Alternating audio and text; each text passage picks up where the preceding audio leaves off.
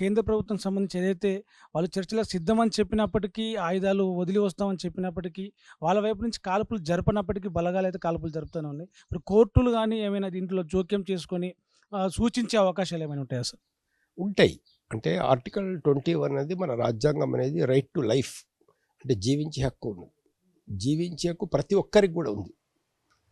ప్రతి ఒక్కరికి జీవించే హక్కు ఉంది. కాబట్టి వాళ్ళు గతంలో నేరస్తులైనప్పటికీ అందులో లొంగిపోయిన తర్వాత లొంగిపోయిన వాళ్ళని అరెస్ట్ చేయాలి.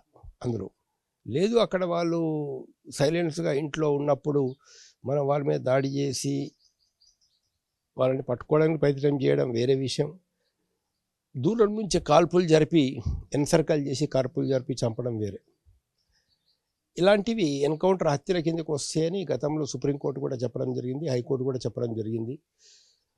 వాటిని కూడా 302 కేసు కింద కూడా బుక్ చేయాలని చెప్పేసి కూడా చెప్పడం జరిగింది ఆజాద్ ఎన్కౌంటర్ సందర్భంగా, మిగతా ఎన్కౌంటర్ సందర్భంగా. అందుకని ఇది మట్టుకు లీగల్ కాదు. ఇది ఎన్సర్కల్ చేసి కాల్పులు జరపడం అనేటటువంటిది లీగల్ కాదు. చట్టానికి వ్యతిరేకంగా కోర్టులు ఏదైతే చెప్తున్నాయో, రాజ్యాంగం ఈ చట్టం ఏదైతే చెప్తుందో దానికి వ్యతిరేకంగా కేంద్ర ప్రభుత్వం వెళ్తుంది. మరి మరోవైపు వాళ్ళు చర్చలకు సిద్ధం అంటున్నారు కదా నక్సలైట్లు. ఏం ఏం డిమాండ్ చర్చకు పెట్టే అవకాశం ఉండొచ్చు? వాళ్ళు ఏం డిమాండ్ చర్చలకు పెడతారో మనం ఇప్పుడే చెప్పడానికి ఎట్లా ఉంది. కానీ ఇప్పుడు ప్రభుత్వ వైఖరి లేదా ఛత్తీస్గఢ్ యొక్క ఉప ముఖ్యమంత్రి యొక్క వాళ్ళు ఏమన్నారంటే, మీరు ఆయుధాలు సరెండర్, మీరు అందరూ కూడా ఏతుందో సరెండర్ కండ్రి, మొత్తం ఆయుధాలు వదిలిపెట్టండి అనేటటువంటిది వాళ్ళ ఇది ఉందన్నట్టు. సరే మీరు సరెండర్ కండ్రి, ఆయుధాలు వదిలిపెట్టండి, ఆ విషయం కూడా మేము చర్చిస్తాము అని వాళ్ళు అంటున్నారు. ఆ విషయం కూడా చర్చిస్తాము అని అంటున్నారు. మరి గతంలో చర్చల సందర్భంగా వాళ్ళు ప్రజల సమస్యల్ని, ప్రజల ఇష్యూస్ని కూడా వాళ్ళు ముందుకు తీసుకొని రావడం జరిగింది. ఇప్పుడు ఛత్తీస్గఢ్ ఏరియా లోపల ఆదివాసీలు ఉన్నారు. మరి ఏజెన్సీ ప్రాంతాలకు కొన్ని ప్రత్యేకమైన హక్కులు ఉన్నాయి. అక్కడ ఏజెన్సీ వాళ్ళ భూములు వేరే వాళ్ళు కొనడానికి వీల్లేదు. అక్కడ ఉండేటువంటి మైన్స్ కానీ మిగతాయి కానీ ఏజెన్సీ ఇవన్నీ కూడా ఆదివాసీలకే ఇవ్వాలి. ఇప్పుడు ఏదైనా మైనింగ్ ఆపరేషన్ కానీ ఏదన్నా కానీ, ఇప్పుడు మనం మామూలుగా ఎలాంటి పరిశ్రమలు వచ్చేది ఉన్నా లేదా ఎలాంటి అభివృద్ధికర కార్యక్రమాలు జరిగేది ఉన్నా కూడా అవన్నీ ఆదివాసీల ఏజెన్సీల ద్వారానే జరపడానికి అవకాశం ఉందన్నట్టు చట్ట ప్రకారంగా. అది మనకు 5th షెడ్యూల్ రాజ్యాంగం అనేది చాలా స్పష్టంగా చెప్పడం అనేది జరిగింది అన్నట్టు.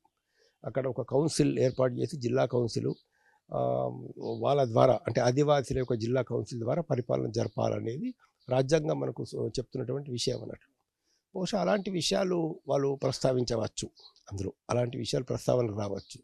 లేదా మేము సరెండర్ అయిన తర్వాత మరి కేసుల గురించి మిగతా వాటి గురించి కూడా చర్చలకు రావచ్చు.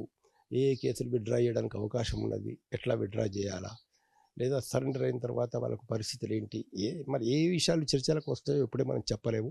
అది ఒకసారి చర్చలకు కూర్చుంటే కదా ఆ విషయం తేలేది. ఇప్పుడు ప్రభుత్వం చేసే డిమాండ్లు ఏంటి, ప్రభుత్వం ఏం కోరుతున్నది, కేంద్ర ప్రభుత్వం ఏం కోరుతున్నది, లేక నక్సలైట్స్ ఏం కోరుతున్నారు అనేది ఇరుపక్షాలు మేమేమంటున్నాము అవి ఇప్పుడు మేము చెప్పడం కాదు. యాక్చువల్గా ఏంటంటే వాళ్ళు ఇరుపక్షాల వాళ్ళు కూర్చొని చర్చించడానికి సిద్ధము అని చెప్పేసి ప్రభుత్వం చెప్తే, ప్రభుత్వం మేము పెట్టే కండిషన్స్ ఇవి అని ప్రభుత్వం పెట్టచ్చు, మేము పెట్టే కండిషన్స్ ఇవి అని చెప్పేసి వాళ్ళు నక్సలైట్స్ మావోయిస్టులు చెప్పచ్చు. అప్పుడు కూర్చొని చర్చిస్తాం. ఏది చట్టబద్ధంగా వీలవుతుంది, ఏది చట్టబద్ధంగా వీలు కాదు, ఏది రాజ్యాంగం ప్రకారం మనం ఇవ్వడానికి అవకాశం ఉన్నది, ఏది రాజ్యాంగం ప్రకారం ఇవ్వడానికి అవకాశం లేదు, లేదా మరి టోటల్ ప్రజాజీవన స్రవంతిలోకి వస్తానంటే మనం ఏం చేయవచ్చు, ఆ రివార్డ్ అమౌంట్ ఎవరికి ఇవ్వాలా, ఎట్లా ఇవ్వాలా, అవన్నీ విషయాలు కూడా చర్చలు ఉండవచ్చు. ప్రపంచంలో ఏ మూల ఏ క్షణం ఏం జరుగుతుందో వేగంగా తెలుసుకోవడానికి తొలి వెలుగు వాట్సాప్ ఛానల్ని ఫాలో చేయండి.